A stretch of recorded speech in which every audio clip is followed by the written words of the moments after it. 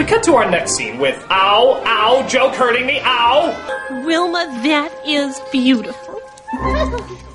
Well, I have always wanted a Hallstone original. Wilma, is it strange us still being friends even though your husband fired my husband? I don't know. I'm still wondering how we go to the bathroom in this crazy world. So Bam Bam destroys a bunch of priceless crystals that bankrupts the Rubbles, which means now they have to live with the Flintstones in order to get by. Flintstones and Rubbles under one roof. Yeah, but Fred, you know, it's only temporary. It better be. I'm talking about drawing a line in the sand, dude. Across this line, you do not.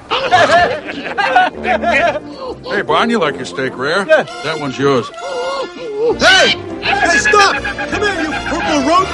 Hey, Barn! Don't forget to wash that off before you eat it. Hey. Yeah, enough of that shit. Let's cut to another Halle Berry sex scene. Wilma! What a surprise! Oh, that'll be all, Miss Stone. I'll sign those documents and place them on your desk. Whatever you want.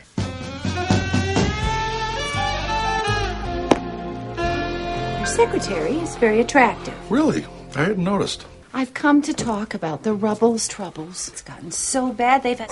Well, look at that! Another scene that didn't seem to go anywhere. He flirts with Halle Berry, and it doesn't affect the plot at all. And, wouldn't you know it, this scene also happens to be about 2 minutes long. That seems to be the pattern of this movie. Start a scene, have it go nowhere, and then disappear after 2 minutes. That's all this movie is, just a collection of unfunny 2-minute scenes, one after another. Seriously, Halle Berry should just come out in the middle of the scene and be like, guys, I'm really sorry, I know this movie is hard to sit through, but, here. Did that help? I hope that helped. That's all I got. Look, just bear with it, there's only an hour left, it'll be over soon. It'll be over soon. But Barry is concerned because Flintstone is starting to question the choices that Cliff is making. I'm worried, Cliff. He's smarter than we thought. He's been asking a lot of questions. You mean the guy who actually tested the smartest is actually asking smart questions? Would have seen that coming. But Cliff throws more money at him as this, of course, turns Fred into a greedy, self-centered jerk. Kind of like the producers of this movie. Fred, did you hear what happened to everyone at the quarry today? Yep. He fired them. I didn't do that. You did too. It's all over the TV. Fred! Wilma, who are you going to believe? Me or some busboy? He's just jealous of my hard-earned success. Wow, what a Flint's hole. So after Barney and Betty decide to leave, Wilma decides she's pretty angry at Fred too. Hold it. Is that the Christmas Story lamp? I don't get it. Who needs the Rubbles? I do. I don't need this necklace. You know, I don't need this lamp. Not a finger! And I don't need this television set. Not the TV. Oh no! We didn't figure out a funny way to explain how that thing has electricity to make it function yet! Once around the block, you'll realize the folly of your ways, and you'll come crawling back.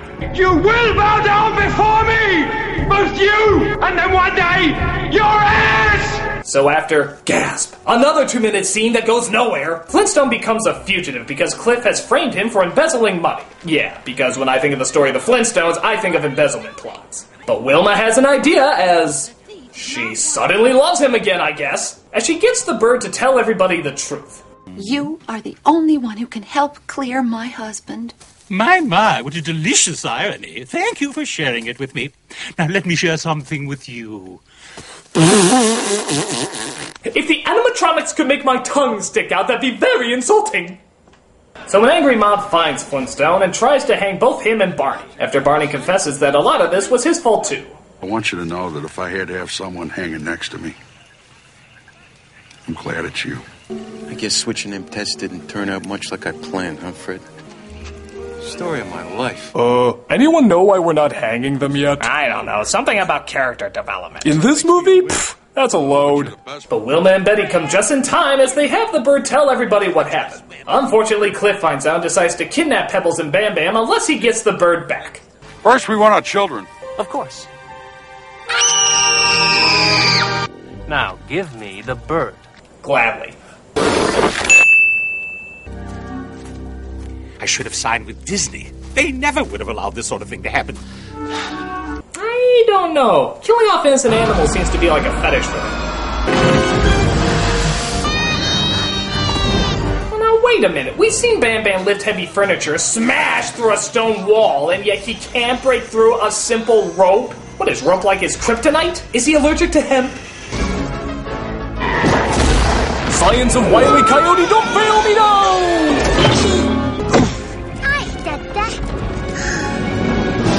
You did it!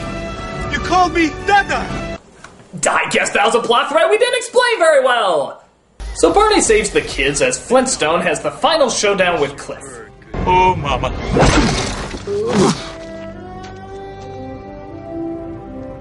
Will there be anything else, Mr. Flintstone?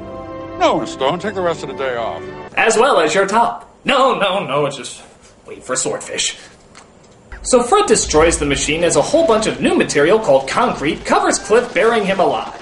Of course, the cops finally arrive, just as everything wraps up and the CEO looks over the destruction. How did this happen to Cliff? Mr. Slade, I'm sorry. Sorry?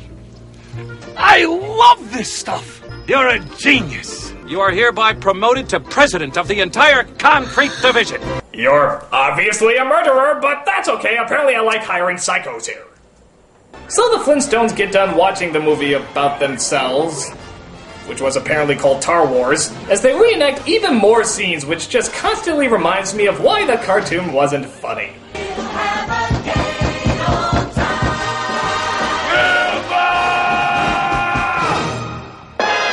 Oh wow, they're saying Bedrock was a real place, huh? Just like all great films, constantly blurring the lines of reality. And constantly failing at, this movie sucks, this movie sucks, this movie sucks!